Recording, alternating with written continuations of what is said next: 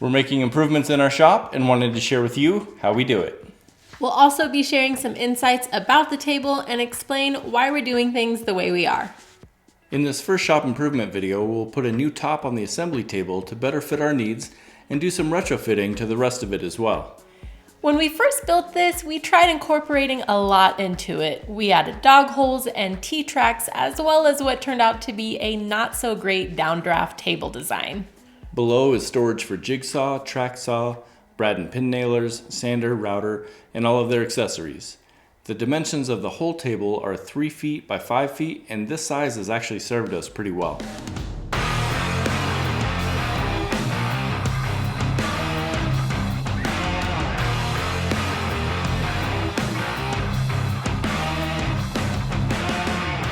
I'm cutting the top from a full sheet of 1-inch thick MDF.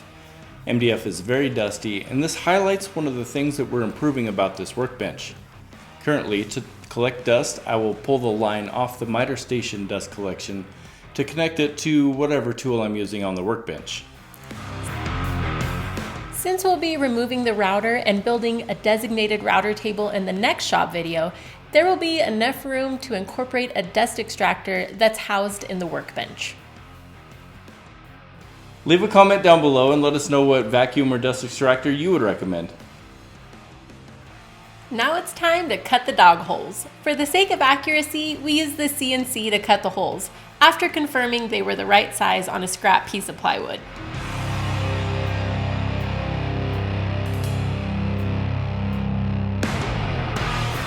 We put a nice little round over on each of the dog holes with a trim router.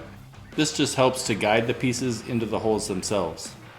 Hey, make sure you're subscribed, that way you'll be notified when we post the build of our router table.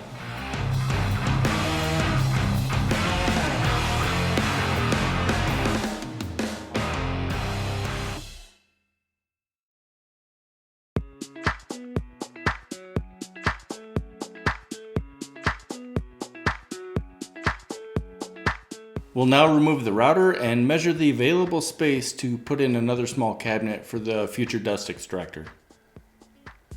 This router table was obviously a DIY table, but the new one we're making has a lot of nice additions that we purchased.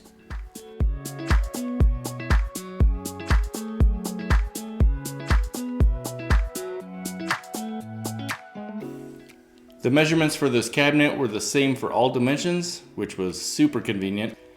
We just set the table saw fence one time and cut all our pieces out.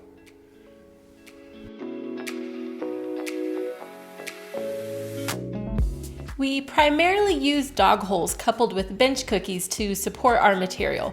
They are especially nice when building cabinets because you can elevate the cabinet carcass enough to easily get the clamps under it. You may be wondering why T-track isn't being added to the new top.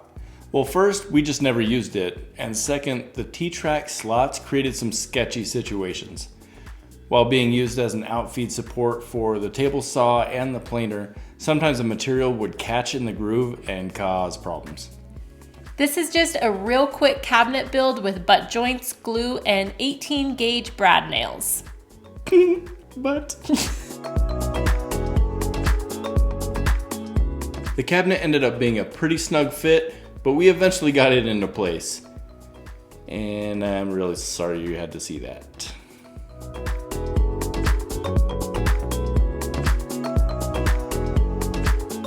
Once I was finally able to wrestle the cabinet into place, we secured it to the legs with some countersunk screws. With the cabinet in place, we empty out the whole workbench and take it outside to be painted.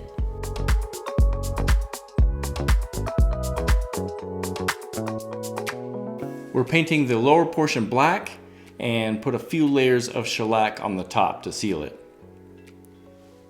In addition to adding a dust extractor to the table, we also wanted to relocate the air compressor to the table.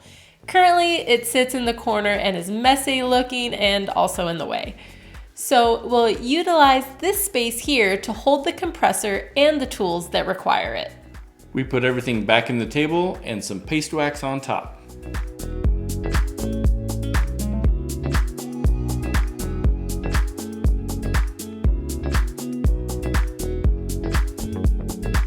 Thanks for watching. And we'll see you guys in the next one.